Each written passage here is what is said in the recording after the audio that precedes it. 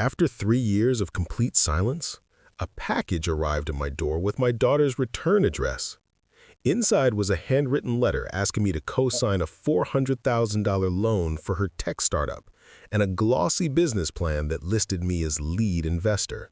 She needed my signature by Friday. What she didn't know was that I'd spent those 3 years of silence building something she'd never bothered to ask about. And when I looked closer at that business plan, I saw my own company listed as her main competitor. Before we jump back in, tell us where you're tuning in from. And if this story touches you, make sure you're subscribed, because tomorrow I've saved something extra special for you. By Monday morning, she'd lost more than just the loan. I didn't call her, I didn't write back. I just opened my laptop and made 4 decisions that would change everything. If you're watching this, please subscribe and let me know where you're watching from, because this story starts 7 years ago when I made a choice about the difference between enabling someone's dreams and teaching them to earn their own success. That choice would cost my daughter everything she thought she'd already achieved. Most people look at me and see exactly what my daughter Sarah sees. A 68-year-old man who lives in a modest 2-bedroom ranch house in Columbus, Ohio, drives a 12-year-old Honda Civic with a dented bumper, and shops at Costco in bulk because the prices make sense. Someone who wears the same 3 flannel shirts on rotation and still uses a flip phone because smartphones seem unnecessarily complicated. Sarah Mitchell, 32 years old, Stanford MBA graduate, founder of 3 failed startups, and absolutely convinced that her grandfather is a relic from a simpler time who doesn't understand how modern business works. "Grandpa, you still balance a checkbook by hand," she told me 4 years ago at Thanksgiving, the last time we had a real conversation. "You wouldn't understand cap tables or burn rates or Series A funding rounds. The world has passed you by." The world passing me by. That phrase stuck with me for months. What Sarah didn't know was that while she was getting her MBA and learning theories about disruption and innovation, I was actually disrupting an entire industry. But I'm getting ahead of myself. Let me back up to when things started falling apart between us. The first real crack happened 5 years ago when Sarah's second startup collapsed, a meal kit delivery service that burned through $800,000 of investor money in 18 months before shutting down. She called me from San Francisco, crying, asking if I could loan her $50,000 to keep her apartment while she figured out her next move. I sent her $60,000 and told her to come home for a while. She took the money but never came home. 6 months later, she launched startup number 3 without telling me.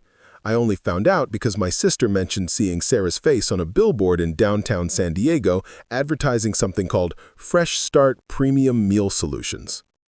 The second crack came when I called to ask about the new business. Sarah's voice got tight and defensive. "Grandpa, I didn't tell you because I knew you wouldn't understand the business model. You're from a generation that thinks hard work and loyalty matter. This is about speed and scale and getting acquired before anyone notices the unit economics don't work." Getting acquired before the economics work?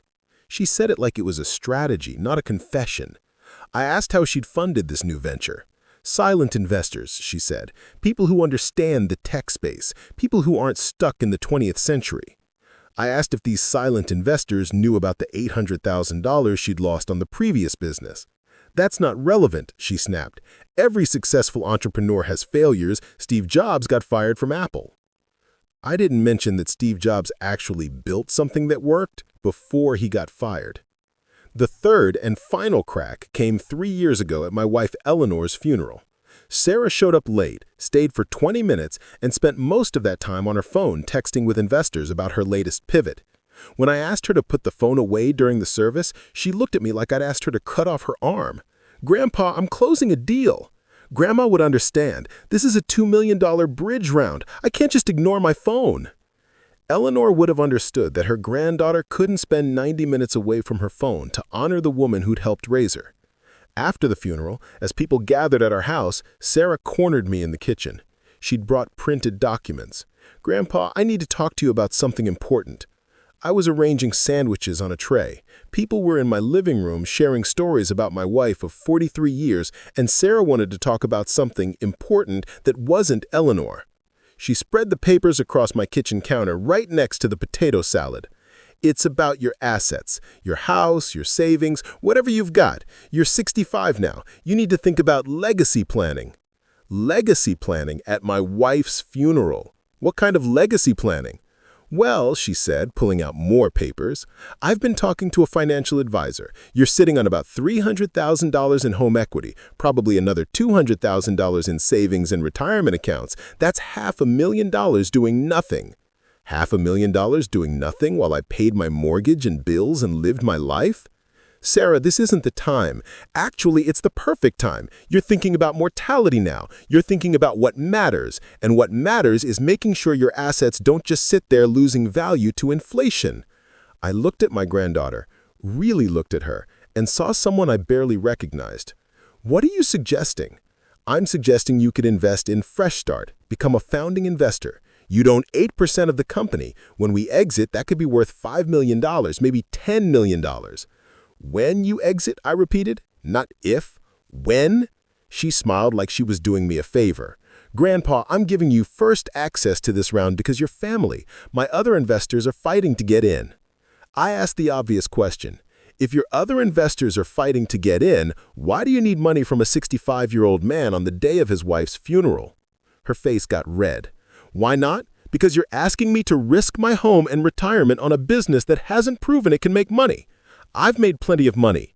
You've raised plenty of money. That's not the same thing.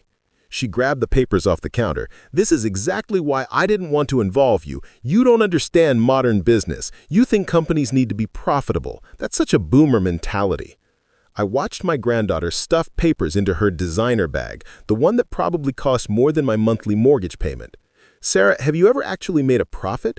Have any of your companies ever brought in more money than they spent? That's not how startups work, Grandpa. You build, you scale, you exit. Profitability comes later. Or never, I said. She stopped at my kitchen door. You know what? I'm glad you said no. I'm glad I know where I stand. I don't need your Depression-era mentality holding me back. My wife wasn't born during the Depression, but that didn't seem like the right thing to focus on. Sarah left my house that day, and I didn't hear from her again. Not a call on my birthday, not a card at Christmas, not a text on the anniversary of Eleanor's death. 3 years of complete silence, like I'd ceased to exist the moment I stopped being useful to her. What Sarah didn't know was that 3 years of silence gave me time to think, time to build, time to remember who I was before I became just the old man with the paid-off house and the outdated ideas about business. Because here's what my granddaughter never bothered to learn about me. I didn't just work for 40 years and retire with a modest pension. I built something. Something Sarah would have known about if she'd ever asked a single question about my life that wasn't related to how much money I had saved. The package arrived on a Tuesday morning in October, 3 years and 2 months after Sarah walked out of my house. Plain brown shipping box, her San Francisco return address printed in expensive-looking typography. I almost didn't open it, but curiosity got the better of me, and I figured after 3 years maybe she was reaching out to apologize. Maybe she'd grown up. Maybe she'd learned something. I was wrong about all of it. Inside the package was a leather-bound business plan, the kind that costs $200 to have professionally printed and bound. Gold embossing on the cover read Fresh Start Premium Meal Solutions Series B Funding Proposal. Underneath the business plan was a handwritten letter on heavy cream stationery with Sarah's initials monogrammed at the top. The letter started with Dear Grandpa, which felt jarring after 3 years of silence. No apology for the absence, no acknowledgement of missed birthdays or holidays or the anniversary of Eleanor's death, just straight into business. I know it's been a while since we've talked, but I'm reaching out because I have an incredible opportunity that I wanted to share with Family First. Fresh Start has grown beyond my wildest expectations. We're processing 50,000 meals per week across 6 Western states, and we're ready to scale nationally. To do that, we need $8 million in Series B funding.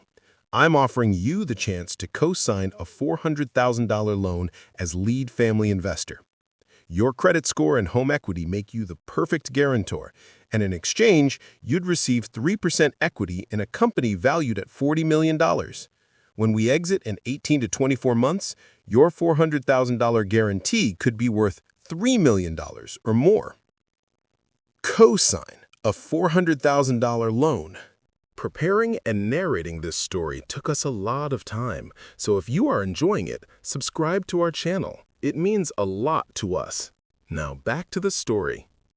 Not invest $400,000, co-sign it, meaning if her company failed again, I'd be responsible for paying back nearly $500,000. I kept reading. The loan terms are very favorable, just 8% interest over 5 years, and honestly, you probably won't ever have to make a payment because the company's revenue growth will cover it. But the bank requires a personal guarantee from someone with substantial assets and a clean credit history. I've attached the complete business plan so you can see exactly where we are and where we're going. This is a once-in-a-lifetime opportunity, Grandpa. I need your signature by Friday. The documents are in the package. Just sign where I've marked with the yellow tabs and overnight them back to me at the San Francisco address. I set down the letter and opened the business plan. 147 pages of glossy charts, market analysis, growth projections, and financial forecasts. The executive summary talked about disrupting the meal kit industry with premium, locally sourced ingredients and chef-designed recipes. The market opportunity section claimed the addressable market was $25 billion and growing at 15% annually. The competitive landscape section listed 6 major competitors. And there, on page 23 in a table titled Primary Market Competition, I saw something that made my hands stop turning pages. Competitor number 4 was listed as NutriTrack Solutions, described as a mid-market meal planning and nutrition software platform serving 400,000 subscribers with $60 million in annual recurring revenue. NutriTrack Solutions. My company. The company I'd spent the last 15 years building while Sarah was getting her MBA and launching startups that burned through other people's money. The company she had no idea I owned because she'd never asked. I kept reading, looking for any other mention of NutriTrack. On page 67, in the section about go-to-market strategy, there was a paragraph about how Fresh Start planned to compete against established players. NutriTrack Solutions has dominated the software side of meal planning, but they're weak on execution and fulfillment. Their customers use the app to plan meals, but still have to shop for ingredients themselves. We are offering the complete solution, planning plus delivery, which makes us superior to software-only competitors like NutriTrack. Software only. Weak on execution. My company that had just acquired its 3rd meal kit fulfillment center and was processing 200,000 meal deliveries per week.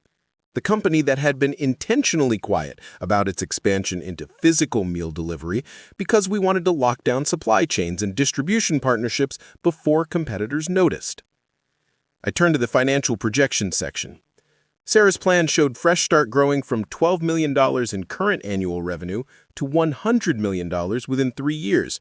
The path to get there required raising $8 million now, another $20 million in 18 months, and achieving a customer acquisition cost under $50 while maintaining monthly retention above 80%.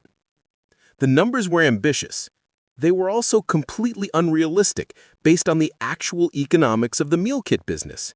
Economics I knew intimately because I'd been studying them for 3 years while building NutriTrack's fulfillment operations.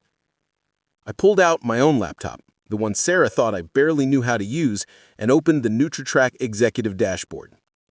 Real-time metrics showed 427,000 active subscribers, average order value of $87 per week, customer acquisition cost of $73, and monthly retention of 68%. Those were good numbers, industry-leading numbers, and they'd taken us 5 years of careful optimization to achieve. Sarah's projections assumed she could acquire customers for $50 and keep them at 80% monthly retention right out of the gate. It wasn't a business plan. It was a fantasy, written to justify an $8 million raise. I went back to her letter and read it again, this time looking for what she wasn't saying. The phrase, "your credit score and home equity," jumped out. She wasn't just asking me to co-sign. She was specifically targeting my assets as collateral. If her company failed, the bank wouldn't just come after her. They'd come after my house, the one that Eleanor and I had paid off over 30 years. I opened the loan documents she'd included. dense legal language, but the key terms were clear enough. Personal guarantee with full recourse, first lien on primary residence, cross-default provisions. In plain English, if Sarah's company missed a payment, the bank could take my house. And buried in the cross-default language, if I missed any other payment on any other debt for any reason, the bank could call the entire $400,000 loan immediately due. It wasn't just risky. It was designed to transfer risk from Sarah and her investors onto me. I sat at my kitchen table with my granddaughter's business plan spread out in front of me and tried to understand how we'd gotten here. How the little girl who used to help Eleanor bake cookies and ask endless questions about how things worked had turned into someone who would disappear for 3 years and then reappear asking me to risk my home on a loan she described as probably won't ever have to make a payment. The deadline she'd given me was Friday, 3 days away. Not enough time to really think about it or get advice, just enough time to feel pressured into signing. I thought about calling her. I thought about explaining why this was a terrible idea, why her projections didn't match reality, why asking your grandfather to co-sign a $400,000 loan after 3 years of silence was not how families should work. But I didn't call. Instead, I did what I should have done 3 years ago when she walked out of my house. I started making decisions about how to teach someone the difference between confidence and competence. The first call I made was to my attorney, Dennis Chen, who had been handling NutriTrack's legal work since we incorporated. Dennis picked up on the second ring, and I could hear the surprise in his voice. He wasn't used to getting calls from me on a Tuesday morning. "What's going on? Is everything okay?" "I need you to do something for me, and I need it done by Thursday morning." "What kind of something?" "The kind that's going to teach my granddaughter that assumptions have consequences." I explained the situation, the 3 years of silence, the package, the loan request, the business plan that listed my company as a competitor she planned to crush. Dennis was quiet for a long moment. "She really has no idea you own NutriTrack?" "No idea." "And you want to tell her?" "Not tell her. Show her." "What's the difference?" "Telling her makes it about my ego. Showing her makes it about her choices. I need you to prepare acquisition documents. We're buying Fresh Start." Dennis made a choking sound. "You want to buy your granddaughter's failing company?" "I want to require a competitor that's been infringing on 3 of our software patents and using misleading marketing claims about local sourcing. The fact that my granddaughter runs it is just unfortunate timing." Dennis spent the next 48 hours doing what he does best, turning my instructions into legal reality. By Thursday morning, I had a complete acquisition proposal sitting on my desk. The offer was straightforward. NutriTrack Solutions would acquire 100% of Fresh Start Premium Meal Solutions for $2.1 million in cash, contingent on due diligence confirming claimed revenues and customer numbers. The price was fair based on Sarah's actual financial performance, not the fantasy numbers in her business plan. It was also exactly $200,000 less than the total amount she'd burned through on her previous 2 failed startups. Dennis had included something else in the package, a cease and desist letter regarding 3 software patents Fresh Start had been violating for the past 8 months. Our meal planning algorithm, our dietary restriction filtering system, and our automated grocery list generation. Sarah's app used all 3, and our technical team had documented it thoroughly. The patent infringement wasn't intentional malice. It was worse. It was laziness. Sarah had hired developers who'd copied code from open-source projects that had originally been derived from our proprietary systems. She'd never bothered to check. She just assumed that if code was available online, it was free to use. The cease and desist gave her 10 days to stop using the infringing technology or face legal action that could shut down her entire app. But there was an out. If she accepted the acquisition offer, the patent issue would become moot, since we'd own the company and could license our own technology to ourselves. Dennis had structured it perfectly. Sarah could either take the $2.1 million acquisition, or she could fight the patent claims and probably lose everything. Either way, she wouldn't be getting my signature on a $400,000 loan guarantee. The second call I made was to Janet Morrison, my chief financial officer at NutriTrack. Janet had been with me since year 2, back when we were just 5 people in a rented office space above a sandwich shop in Cleveland. She'd helped build our financial systems from scratch and knew every number in the company like she knew her own phone number. Janet, I need you to do a deep dive on a company called Fresh Start Premium Meal Solutions. How deep? Deep enough to know if their claimed 50,000 meals per week is real or fantasy. I'm sending you their Series B business plan. I want to know what's true, what's exaggerated, and what's complete fiction. She called me back 6 hours later. Her voice had that tone she used when the numbers told an ugly story. The good news is they're actually processing meals. The bad news is everything else. How bad? They claim 50,000 meals per week. The actual number, based on their supplier orders and delivery logistics, is closer to 18,000. They claim 6 Western states. They delivered to parts of 3 states, mostly California. Janet kept going. They claimed $12 million in annual revenue. Based on their merchant processing records, which are semi-public through their payment gateway, they're doing maybe $6 million, and that's being generous. Their customer acquisition cost isn't $50, it's $140. Their monthly retention isn't 80%, it's 41%. And their gross margins are 23%, not the 60% they claim in the business plan. I felt something heavy settle in my chest. So the entire business plan is fiction. It's not complete fiction. It's aspirational fiction. They're writing down what they wish was true and calling it projections. But the gap between reality and projection is so wide that hitting their targets would require a miracle. What about the $8 million raise? Are they actually going to get it? Janet laughed, but it wasn't a happy sound. Not a chance. I checked with some contacts in the venture capital world. Sarah's been pitching for 6 months. Nobody's biting. The meal kit space is too crowded, the unit economics don't work, and her previous track record is 2 expensive failures. The only way she raises money is if she finds someone who doesn't know how to read a balance sheet. Or someone who trusts her because they're family, I said. Exactly. Is this about the loan your granddaughter asked you to co-sign? Word travels fast. Dennis might have mentioned it. Janet was quiet for a moment, then her voice got softer. I'm sorry. I know this must be hard. What's hard is realizing my granddaughter thinks I'm stupid enough to risk my house on a business that's lying about its basic numbers. What are you going to do? I'm going to make her an offer she should take, and when she doesn't take it, I'm going to teach her what due diligence means. The third call was the one I'd been avoiding. I needed to talk to my sister Ruth, Sarah's grandmother on her mother's side. Ruth had always been closer to Sarah than I was, partly because she lived in Portland and saw her more often, partly because Ruth had a way of accepting Sarah's choices without judgment that I'd never mastered.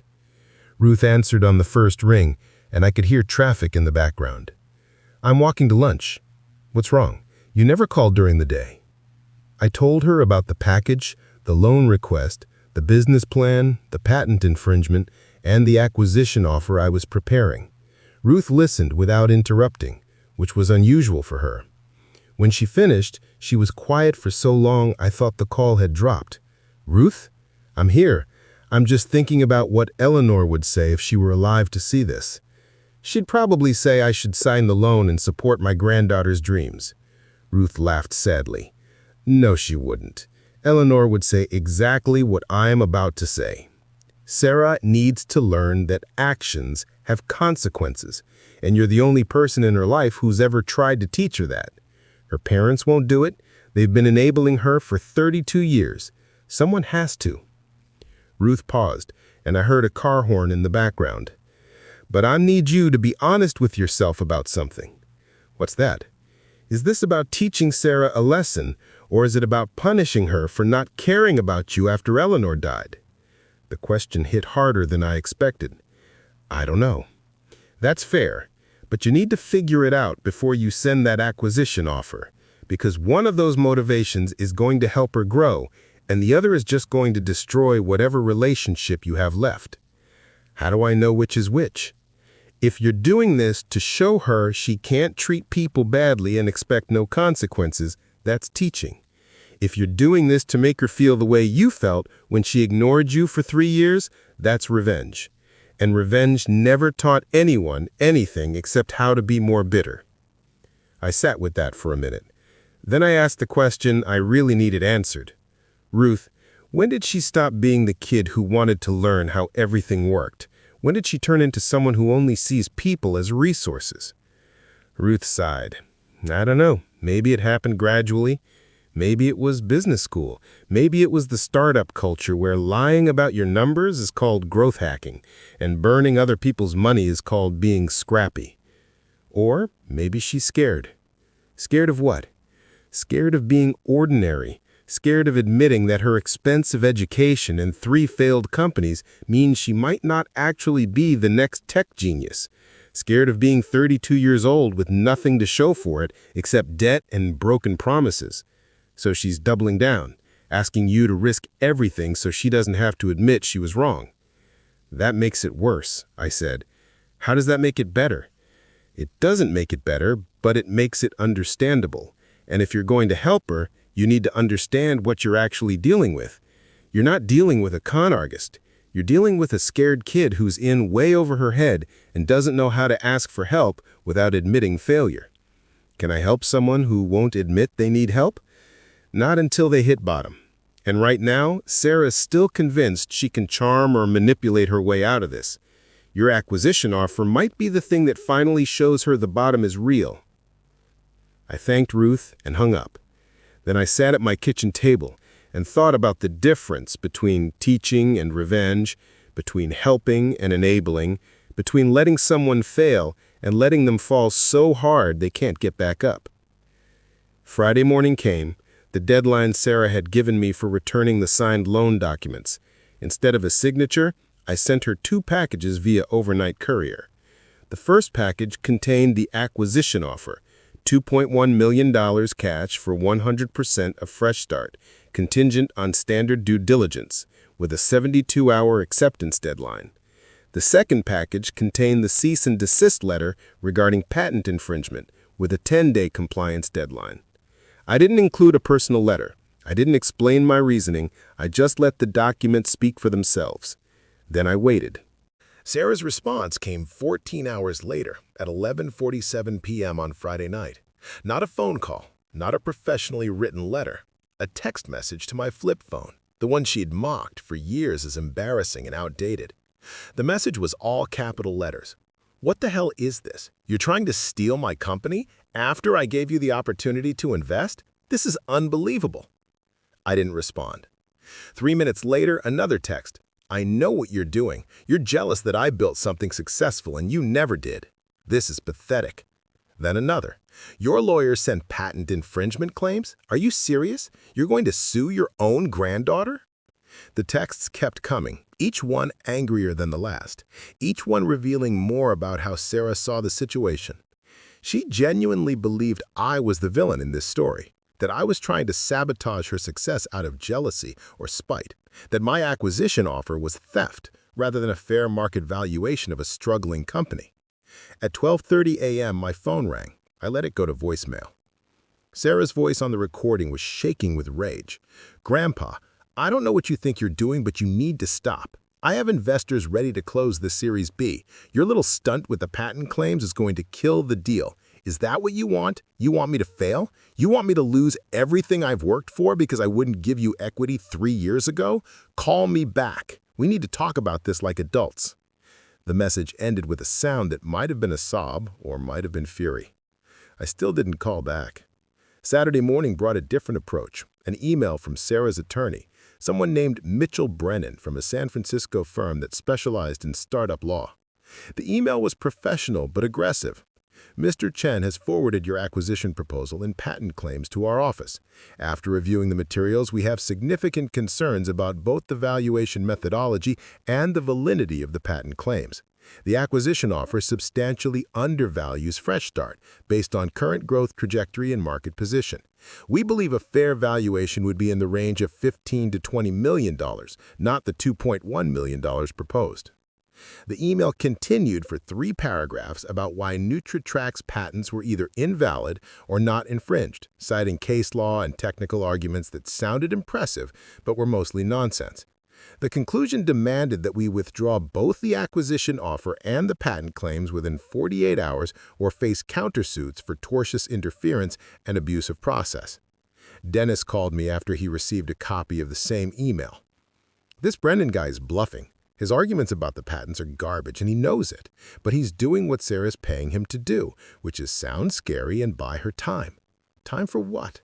Time to find someone else to sign that loan guarantee. Or time to convince you that you're wrong and she's right. What do you want me to do? Hold firm. Don't respond to the email. Let the deadlines run. If she doesn't accept the acquisition offer by Monday at 5 p.m., we proceed with the patent lawsuit. And the lawsuit will do what exactly? Force her into bankruptcy or force her to accept the acquisition. Either way, she learns that lying on business plans and violating patents has consequences. Sunday afternoon, Ruth called.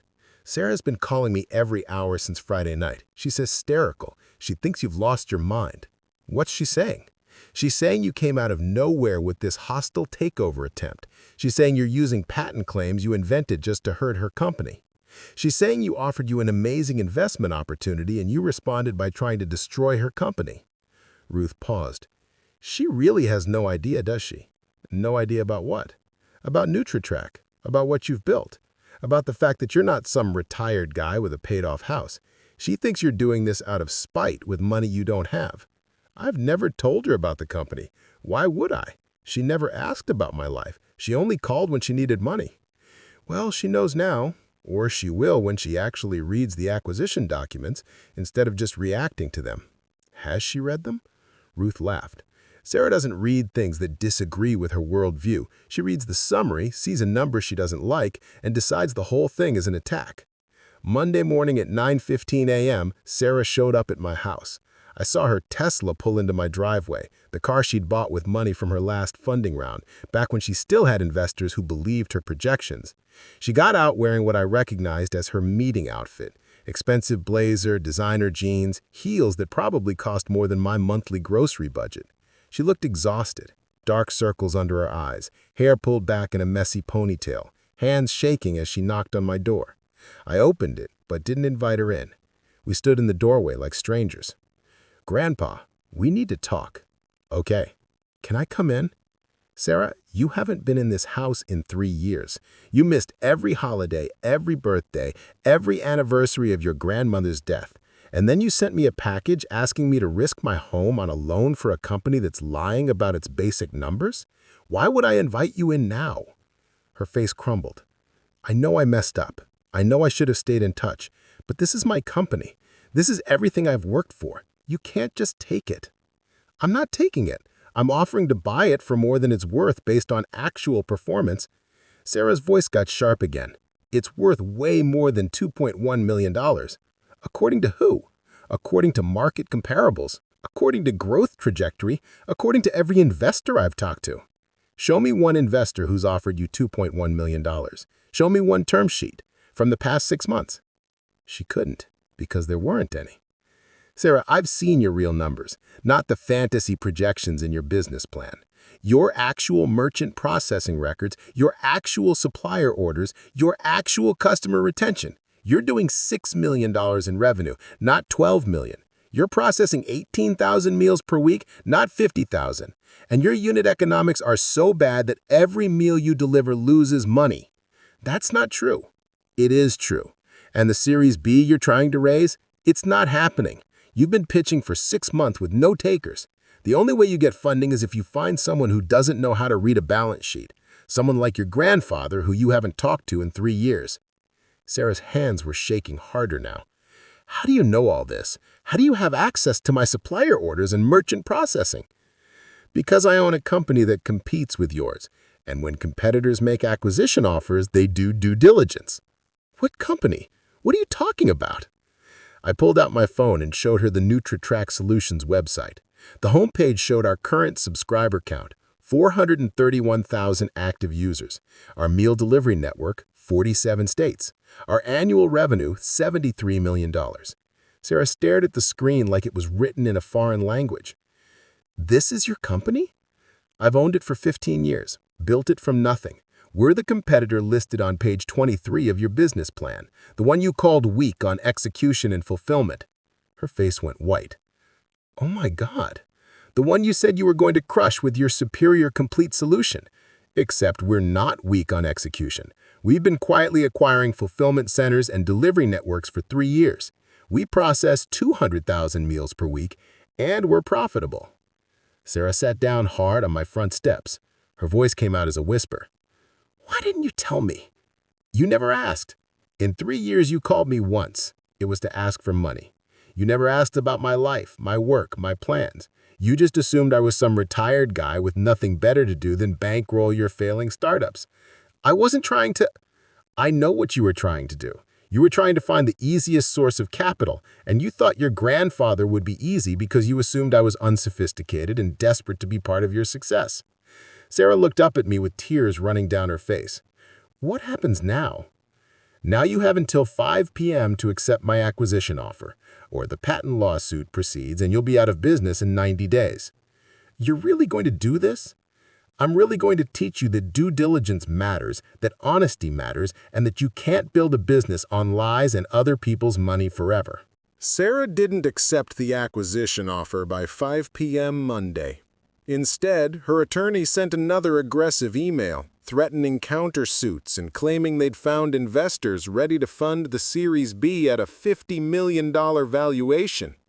Dennis forwarded me the email with a one-line response. "They're bluffing. File the patent lawsuit." We filed Tuesday morning. By Tuesday afternoon, Sarah's payment processor had frozen her merchant account pending resolution of the intellectual property dispute. Standard practice when a company faces patent infringement claims that could result in court-ordered shutdowns. Without the ability to process payments, Fresh Start couldn't take new orders. By Wednesday, Sarah's suppliers started demanding cash on delivery instead of net 30 terms because word had spread about the legal trouble. By Thursday, 3 of her key employees had quit, including her head of operations and her lead developer. On Friday morning, exactly 1 week after I'd sent the acquisition offer, Sarah called me. Not a text, not an angry voicemail, an actual phone call at 7:30 a.m. Her voice sounded hollow. "The company's going to collapse." "I know. The payment processor won't release our funds. Suppliers won't deliver. Half my team just walked out." "I know." "You knew this would happen." "I knew that companies built on lies and patent infringement don't survive scrutiny." There was a long silence. Then Sarah said something I hadn't expected. "I read about NutriTrack. Really read about it. Looked up the articles, the funding history, the growth numbers. You built something real." "I built something sustainable. There's a difference." "Why didn't you ever tell me?" "Sarah, you came to Grandma's funeral and tried to pitch me on investing while people were eating potato salad and sharing memories. You think that was the moment I wanted to talk about my business accomplishments?" She was crying now. "I've been so stupid." "Yes." "For so long." "Yes." "I thought I was smarter than everyone." "You thought credentials and confidence were the same as competence. They're not." "What do I do now?" "That depends. Do you want to keep pretending you're going to find a white knight investor who will save the company, or do you want to accept reality?" Sarah was quiet for a moment. "What's reality?" "Reality is that Fresh Start is worth maybe $1.5 million now after a week of legal problems and operational chaos. Reality is that my acquisition offer was generous when I made it, and you should have taken it. Reality is that you're going to lose everything unless you make a different choice." "What choice?" "Stop fighting me. Accept the acquisition. Come work for NutriTrack as a junior product manager at $75,000 a year and learn how to actually run a sustainable business." "You want me to work for you?" "I want you to learn. There's a difference between handing you money and teaching you how to create value. One of those helps you. The other just enables you to fail more expensively next time." 3 hours later, Sarah's attorney sent Dennis a revised message. Client is prepared to discuss acquisition terms. We met the following Monday at NutriTrack's headquarters in Cleveland, a 40,000 square foot facility that Sarah had never seen because she'd never asked where I worked or what I did. She walked through the office space like she was touring a foreign country.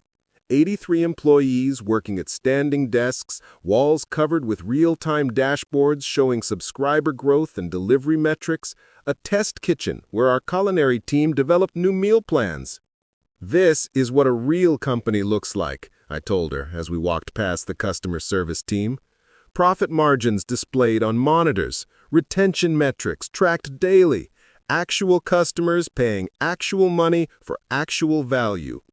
Sarah stopped at a wall displaying framed articles. Forbes piece about NutriTrack's sustainable growth model. Business Week feature on our employee retention strategies. Local Cleveland's paper story about our scholarship program for employees' children. "You've been doing this the whole time," she said quietly. "While I was raising money and burning through it and raising more money, you were just building something that worked." That's generally how successful businesses operate. We sat in my office, a modest room with a window overlooking the parking lot where my 12-year-old Honda Civic sat between a Tesla and a BMW owned by employees who made good salaries from a profitable company. Dennis laid out the revised acquisition terms. NutriTrack would acquire Fresh Start's technology, customer list, and brand for $1.5 million cash. Sarah would join NutriTrack as a product manager reporting to Janet Morrison.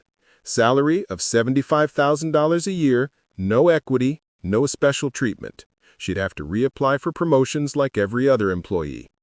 Sarah read through the documents slowly. Then she looked at me. "This is less than half what I raised from investors." "Those investors are going to lose most of their money.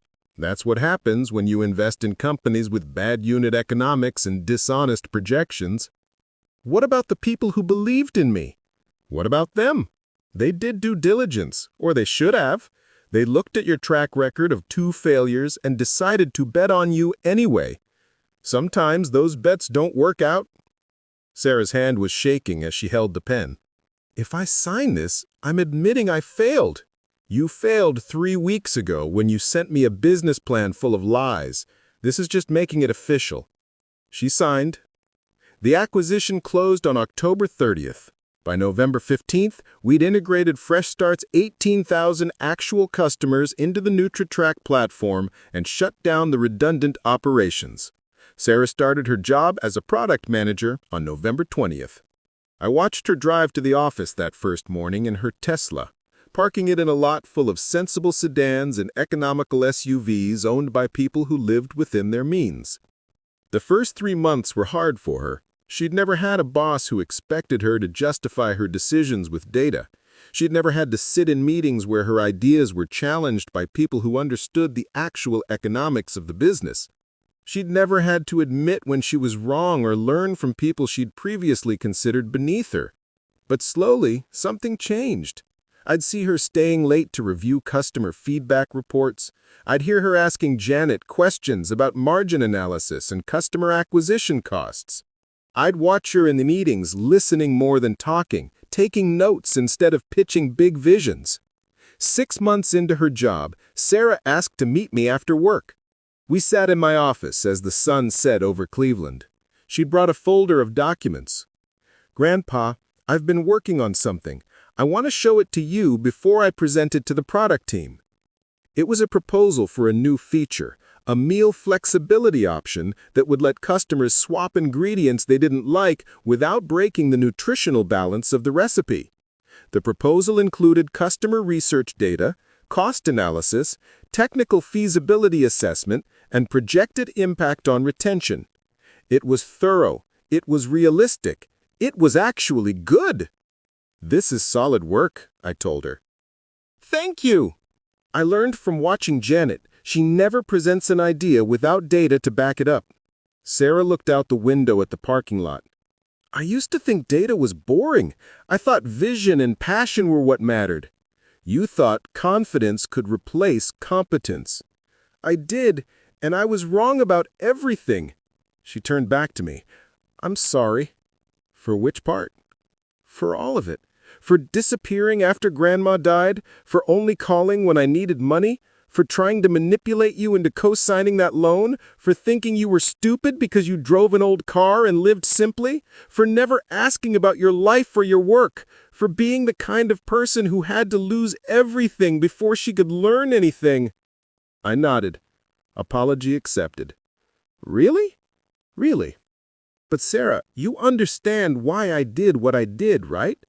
You weren't punishing me, you were teaching me. Exactly.